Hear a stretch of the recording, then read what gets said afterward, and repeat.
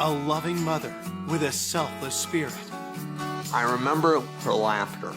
You could hear Mother laughing from 2 rooms away. She was really representative of the goodness in people. She loved her community. They loved her. Is stabbed to death in a horrifying attack. It was gruesome crime scene. There was a lot of blood. Perpetrator left the victim with a 2-pronged serving fork sticking out of her throat. The amount of devastation led us to believe that it definitely was a crime of passion. Suspicion falls on those closest to her. He was the husband that last saw her alive. He didn't really show any signs of grieving. He failed the polygraph. My first thought was that it was a domestic assault. Her son had an argument with his mother that morning. A neighbor had seen a teenager running away from the home that day. Months go by without an arrest. We kept wondering, why is it so hard to capture a murderer in this small town? Then, just as the case is in danger of going cold, police uncover a dire warning The note threatened more violence. that leads to a deranged killer no one could have predicted. Wow, we didn't see that coming.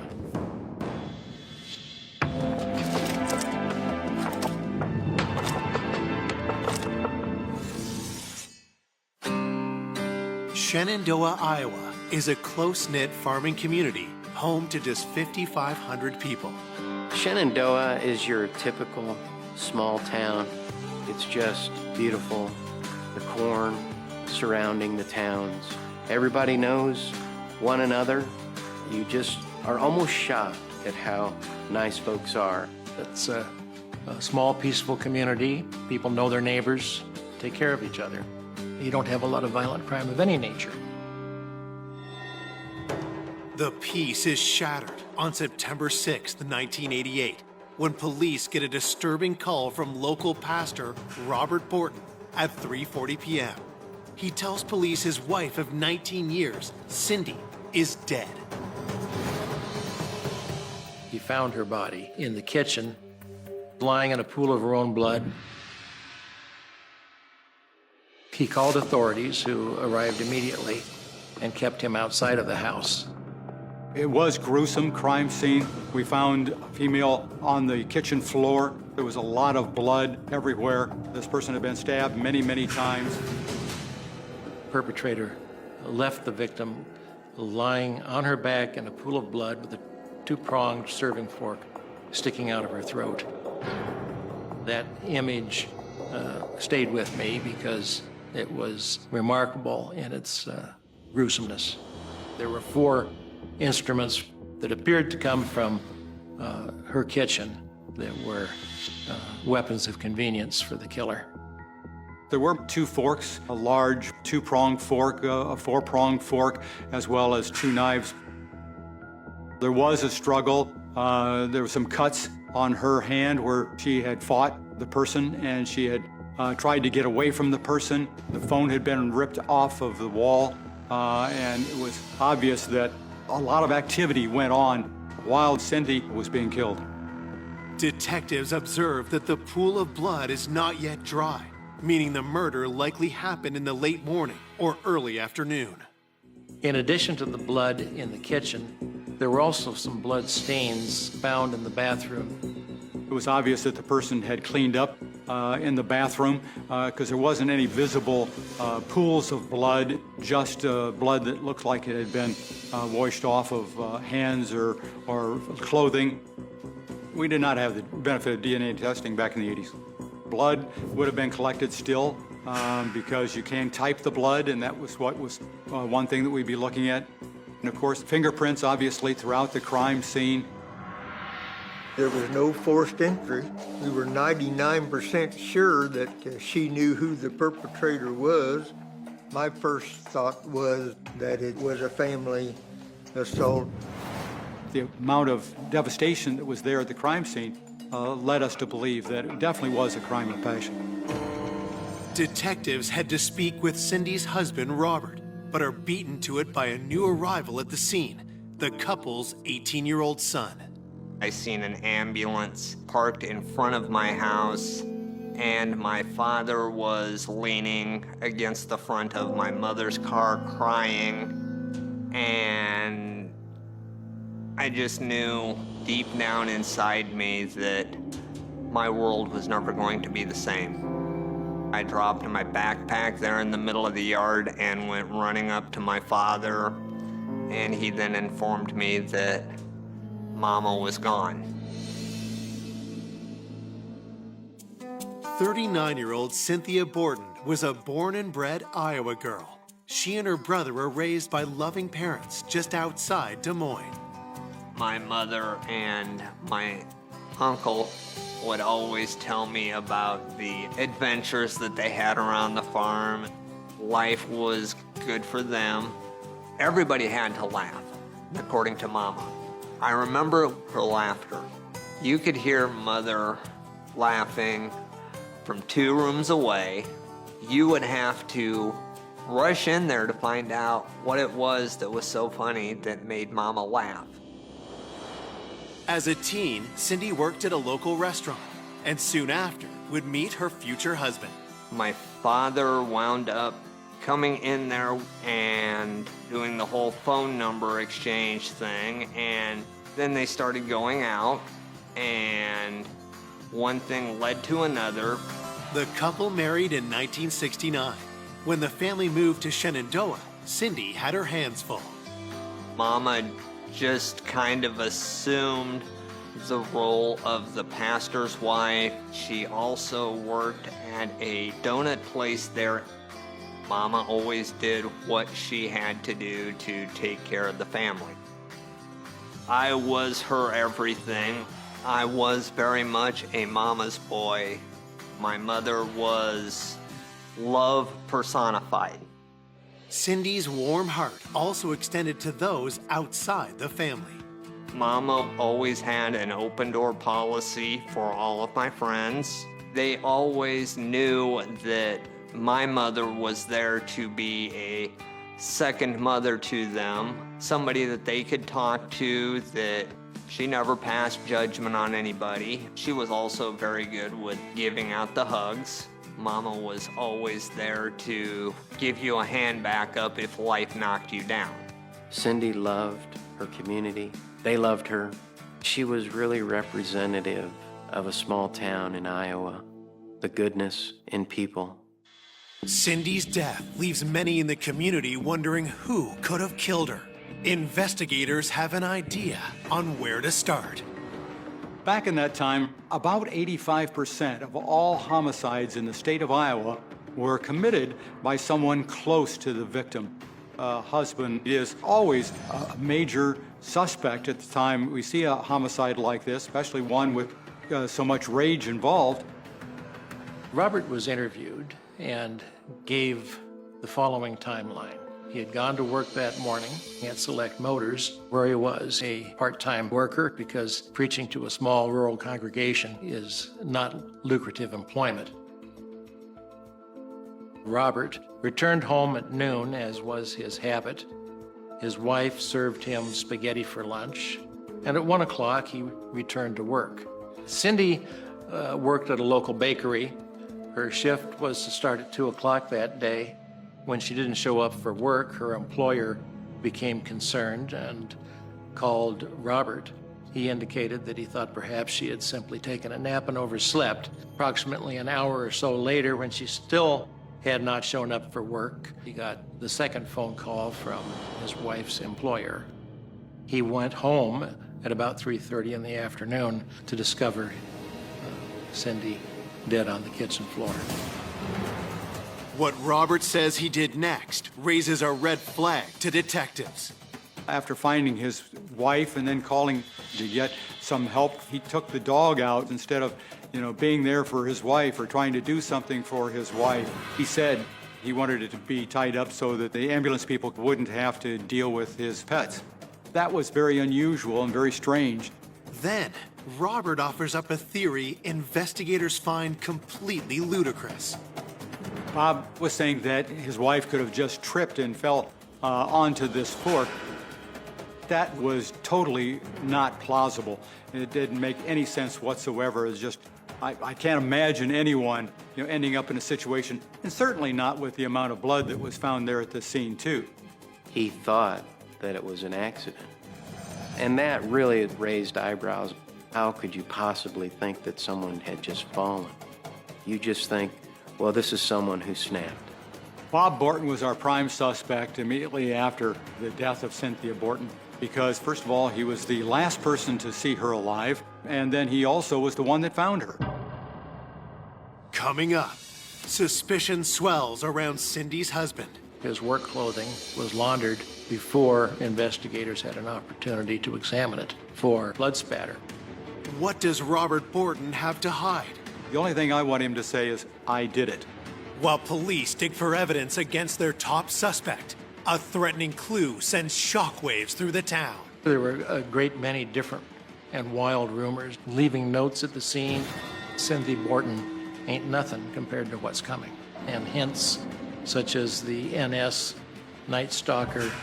This story just got even more crazy and more sensational and more scary.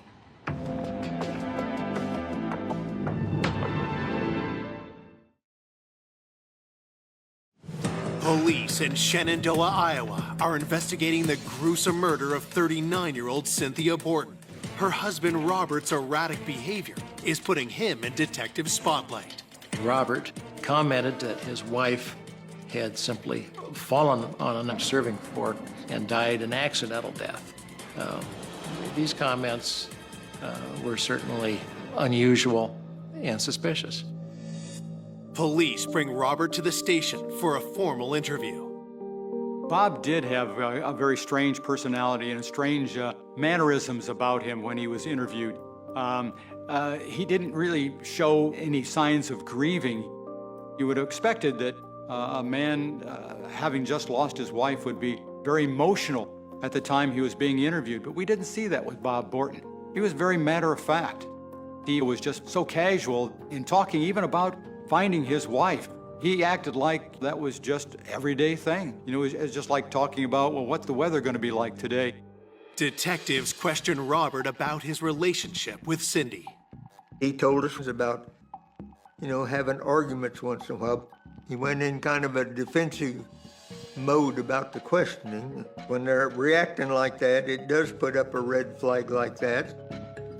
Investigators try to provoke a telling reaction out of Robert. He didn't get upset when I accused him of being the one responsible for his wife's death. He didn't show sadness. He didn't cry. His stoic but unemotional denials only increased their suspicions. At that point in time, Bob Borton couldn't be held at all. We had no evidence to show that he was responsible. We had no information other than his matter-of-fact attitude. Robert provides fingerprint samples, but with nothing concrete linking him to the murder, investigators must let him go. This, frankly, was frustrating to some of the investigators involved in the case. Cindy's body has been sent to the medical examiner's office for an autopsy. While police wait to learn a specific time of death, they look to verify Robert's whereabouts. His boss alibied him for the time that he said that he was at work that day. Knowing it's still possible Robert killed Cindy when he went home on his lunch break at noon, what his boss tells detectives next rings alarm bells. He changed his clothes when he went back to work. Before the body was found, he dropped off his work clothing. It was laundered before investigators had an opportunity to examine it for blood spatter. Had this all been part of Robert's well-executed plan? There isn't always transfer of blood from a victim to a perpetrator, even in an extremely bloody killing such as this one. But of course, the likelihood that there would be made it important to examine the clothing, and that was impossible because those clothes, as it happened, were very quickly laundered. That certainly was a little detail that made us think that it was him. Investigators conducted a great deal of background interviews with neighbors, friends, co-workers. We did look into the relationship between Robert and Cynthia Borton to see if it was a good marriage. And we did determine that they did have some problems. Everything wasn't roses and everything wasn't as you might think. There was quarreling in the house. We thought maybe he had a lot of rage that he wanted to get rid of, and he was taking it out on Cindy. But we had never been called there for family disturbance or anything. Needing to verify information about Cindy and Robert's relationship, detectives seek out their son, John, but the teen has vanished. On the day she passed, all I did was shut down. My best friend, Jim, and his mother and father came driving by in their car and attempted to speak with me. I was not in the mood to talk. And then I just kept on walking. When John arrives back home that night, detectives are there waiting. They wanted everything that I could tell them while it was still all fresh in my mind. My father and I were still of the impression that it could have been accidental. When asked about his parents' relationship, John admits there were problems. There was some disagreements and a little bit of an argument, and then they realized that could I actually find anybody better for me? The answer they came up with was no, so it's like, we were happy one time. We need to figure this out, get it worked out. That whole part of the wedding vows of till death do us part, they both took that very seriously. John is too upset to say much more. Police end their conversation, but plan to talk with him again when he's less distraught. Officers are then dispatched to canvass the area around the Borton home. They talk to the neighbors and try to find out if there's anybody who witnessed anything suspicious. A neighbor had seen a teenager running away from the home that day, actually in the afternoon. The neighbor's description of the teen sounds strikingly familiar. John Borton, Cynthia's son, fit the description of the person that had run away from the house. Had John come home early from school to murder his own mother? It was a fascinating story. It was a mystery. He seemed like your typical teenager. Bob Borton and also John Borton were the main and only suspects. That in itself was the shocking part.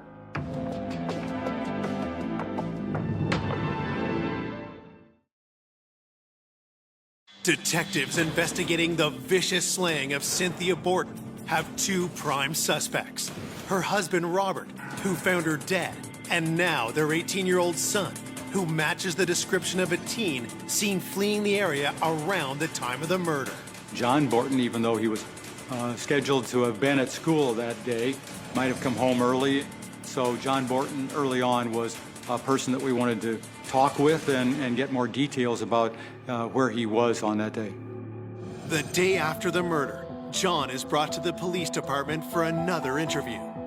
They started with the questions about the home life and everything else. I told them my mother was literally my whole world. When detectives ask John about the last time he saw his mother, he makes a startling admission. John indicated in his interview that he had had an argument with his mother that morning. That, of course, was interesting and relevant information. Mother and I did disagree because I was not in the mood to go to school that day.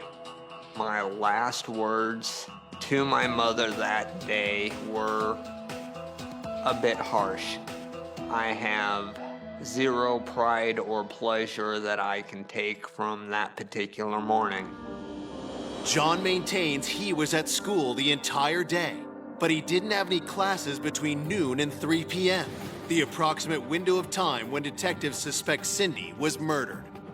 The whole tone of the investigation changed. They were considering me personally to be a suspect.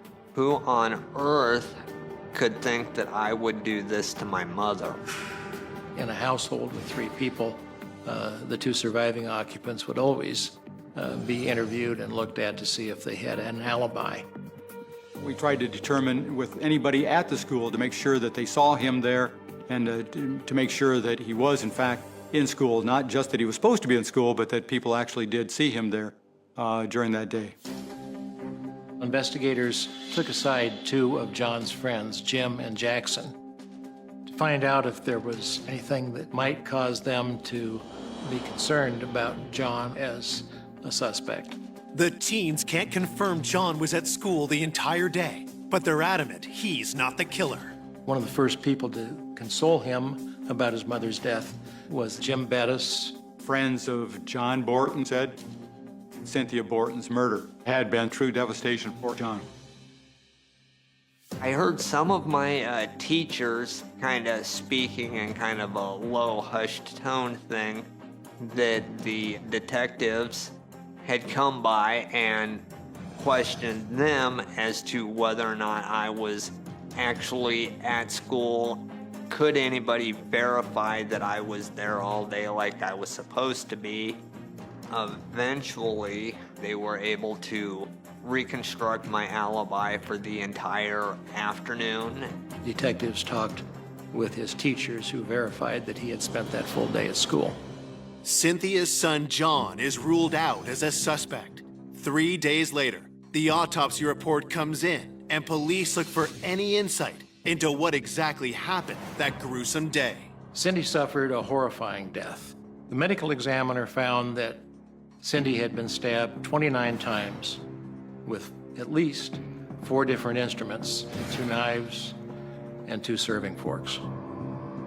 In addition to stab wounds that directly led to her death by puncturing vital organs, she had defensive wounds on her hands and forearms. She struggled with her assailant. She had to know that she was dying at the hands of her killer. The autopsy report also provides a detail crucial to the investigation. Based upon his finding of a stomach full of completely undigested spaghetti, the medical examiner estimated the time of death as 1 o'clock in the afternoon. Cindy and Robert had shared a meal of spaghetti between 12 and 1 o'clock. Robert placed himself in that home alone in his wife's company at the estimated time of death. It really made Bob Borton our prime suspect. He was the husband that last saw her alive. He was the husband that was the first to find her dead on the kitchen floor. He and his wife had had difficulties throughout their marriage, had had problems. Investigators decided that it was important to keep working on Robert. He was really their only feasible suspect. Based on the findings of the autopsy report and mounting circumstantial evidence, Robert is called back in for another interview. One of our agents was very aggressive in interrogating Bob Borton about his wife's murder and accusing him of being the murderer. And Bob, again, sat very calm and still and was not irate about being accused of having taken his wife's life. The investigators decided to give me a call and ask me to conduct a polygraph examination of Bob Borton and do that right away before he had a chance to think twice about it. The relevant questions that I've asked Bob Borton is, were you responsible for your wife's death? Did you cause your wife's death? Did you stab your wife? He was just very humdrum, very relaxed, and very, well, I guess, you'll have to do what you have to do because I didn't do it. The polygraph results tell a different story. He failed the polygraph. The results were that he was lying and that he was culpable in this crime. So investigators were, in fact, increasingly convinced that Robert had killed his wife.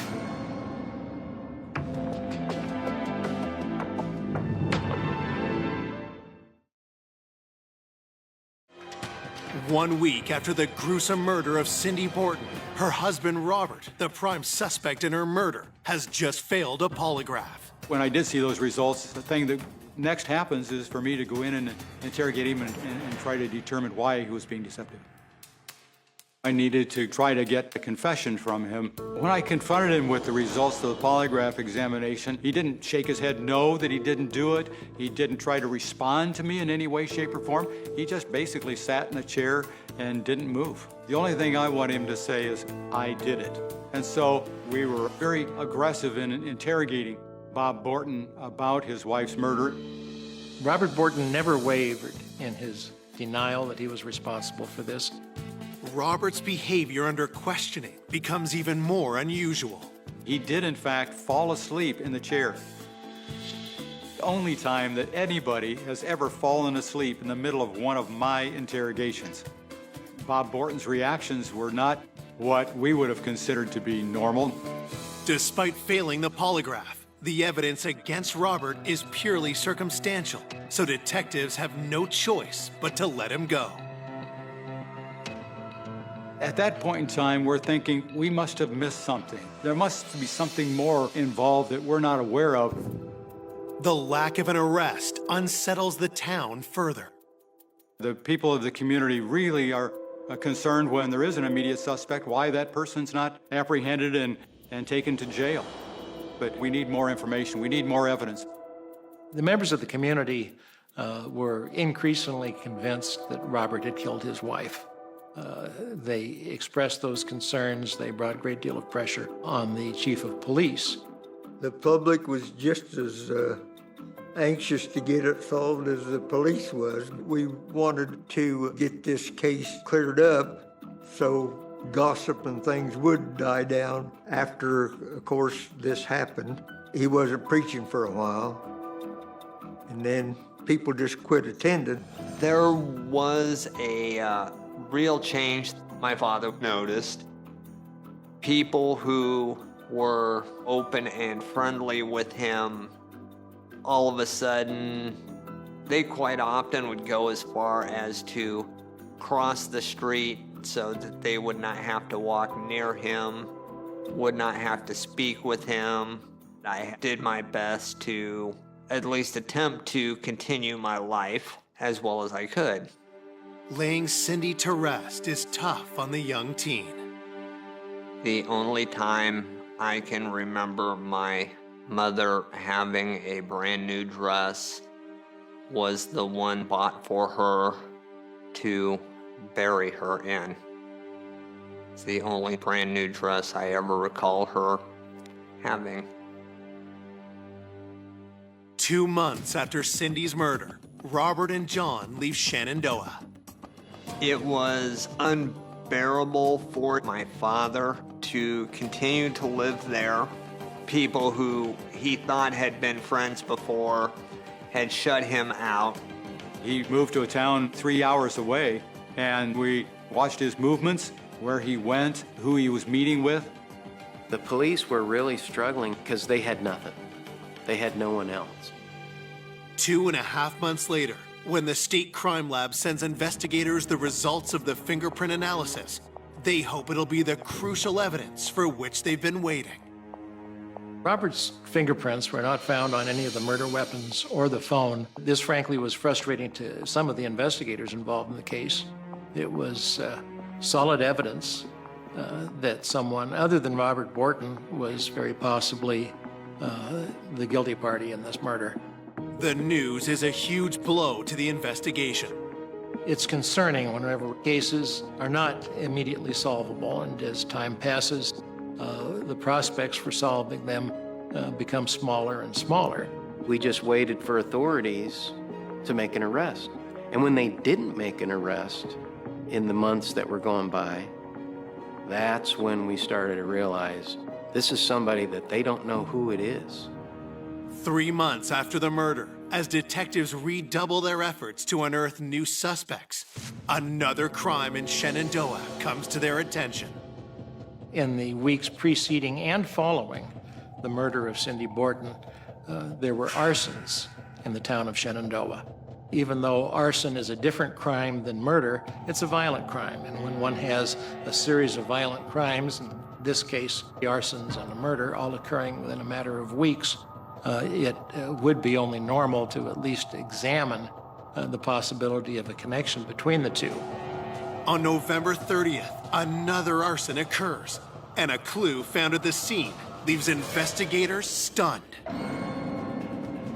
The arsonist left a note referring to the 2 prior arsons and Cynthia Borton, and in fact threatened more violence in that community, saying that the arsons and Cynthia Borton ain't nothing compared to what's coming.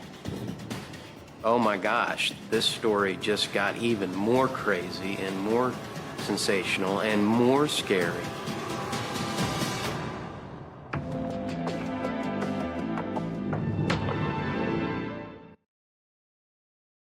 Detectives hunting the killer of Cindy Borton have just received a mysterious clue linking her murder to a series of arson fires across town. There was a note that was, in fact, very intriguing, and the note referred to all 3 arsons and Cindy Borton, obviously raising the possibility that the perpetrator of the arsons was also the perpetrator of the Cindy Borton murder. The note in question was signed the Night Stalker, NS, which copied the name of a highly publicized murderer in California. At the time, the Night Stalker had already been arrested, so this was clearly a copycat killer. It was rather apparent that the perpetrator was someone who used that name out of convenience and imitation. He was calling himself the Night Stalker. Wow, he's just crazy. There were a great many different and wild rumors, leaving notes at the scene and hints such as the NS Night Stalker were quite possibly a cry for attention. This would have to be investigated. The note was examined for fingerprints, and indeed some latent fingerprint ridge detail was found on the note. The prints are sent to the crime lab for analysis. It was important not only to continue investigating the murder, but also to investigate the arsons for purpose of developing a suspect on the murder. There had been 3 arsons in the community.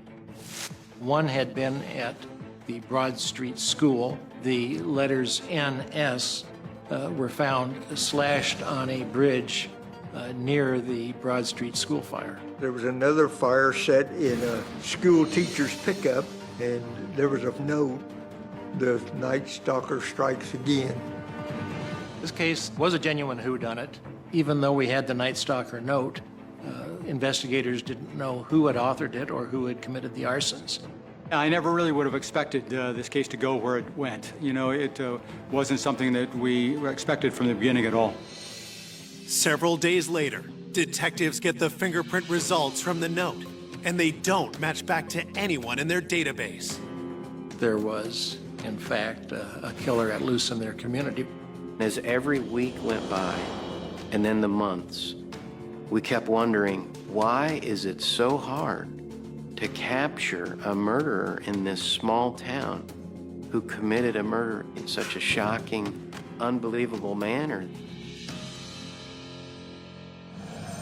On January 31st, 1989, police finally get a break in the case. 5 months after this murder, a young man named Jackson, a high school student, came into the police department and informed authorities that the previous day he had a visit from a friend, another teenager, and that in the course of their afternoon visiting with each other, this friend had told him that he had some very shocking information and something that was bothering him. More specifically, that he had murdered Cynthia Borton. This information was a shock that shed an entirely new light on the investigation. When Jackson came into the Shenandoah Police Department, yes, that definitely was a big break. His friend had told him things that happened at the crime scene that only the killer would know. Jackson's friend described the murder that he had committed and even went so far as to draw a small diagram indicating exactly where the body had been left in the house. Jackson shared this drawing as well with the authorities, which was important and surprising because it appeared quite accurate. He told Jackson, "I'm going to show you where the knife is." And he did that. And that's when Jackson realized, oh, he's really done this. And later that day, even though he was sworn to secrecy, he thought about his own mom and how the killer had been a guest in their house, and he thought, wow, that could have been my mom. So it wasn't hard for him to go to the police after that. At this point, investigators were aware that Jackson had indeed very likely spoken to Cindy Borton's murderer. Jackson said that James Bettis was the one responsible for killing Cynthia Borton. Jim Bettis was a close friend of John Borton. They were classmates until Jimmy dropped out of high school. He was close enough to John and interacted with the Bortons so much that Cindy was very involved in Jim's life. He even thought of Cindy as a second mother to him. She tried to help him, tried to persuade him to return to school and get an education. She was a very good friend and mother figure to the young man. Jim was certainly not a suspect up to this point, but his statement to Jackson rang true. It was amazement at that point in time because we talked to James Bettis previously.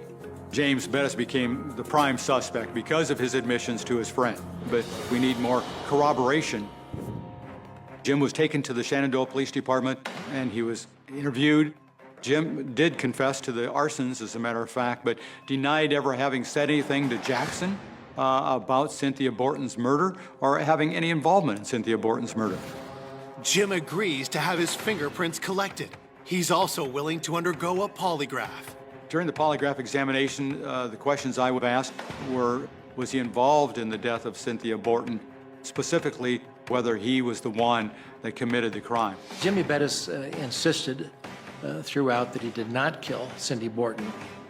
When I quantified the polygraph examinations and I actually gave a numerical figure to each of his reactions, if they're over a -6, that strongly indicates to us that he's deceptive. James Bettis came up a -23. So there is absolutely no question he was the one involved in Cynthia Borton's murder. It was a big shock, and it really left us, and I think everyone, scratching their head. Wow, we didn't see that coming.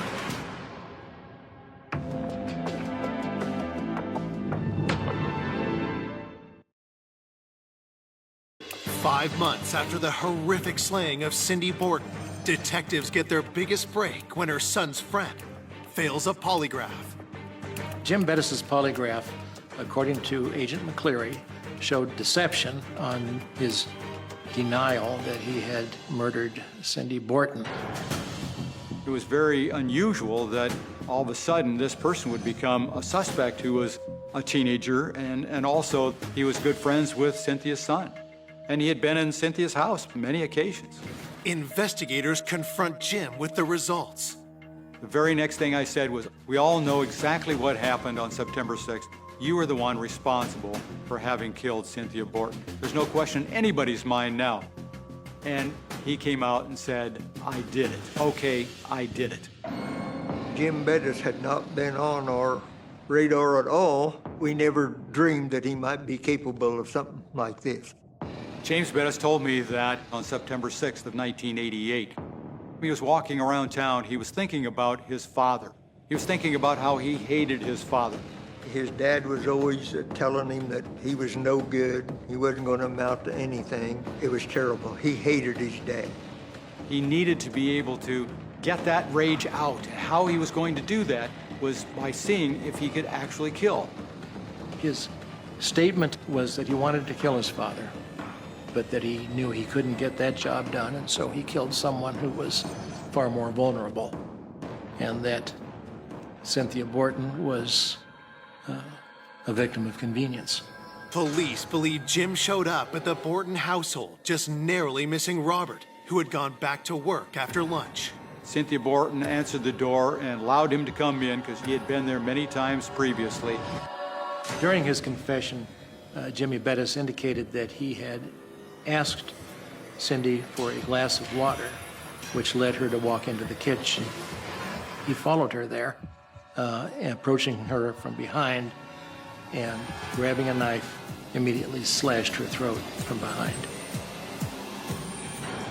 He stated he had used a pocket knife of his own in addition to Cynthia Borton's kitchen utensils.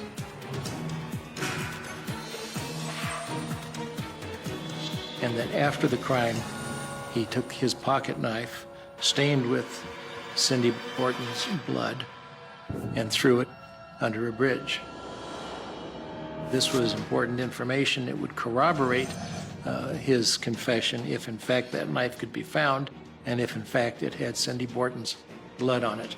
Investigators scoured the area, found the knife where Jimmy Bettis described that they would find it, and when it was tested at the laboratory, indeed it had not only Cindy Borton's blood, but also Jimmy Bettis's fingerprint. On February 2nd, 1989, detectives charge 18-year-old Jim Bettis with first-degree murder and 3 counts of arson. The investigator told me that Jim had been arrested and he had confessed repeatedly. My first response was, no, he did not do this. He was my best friend.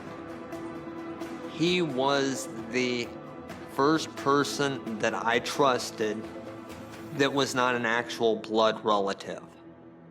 It occurred to me that in at least some way I am responsible for this because I am the reason that he came into my house, that he was accepted into my house, and my mother is gone.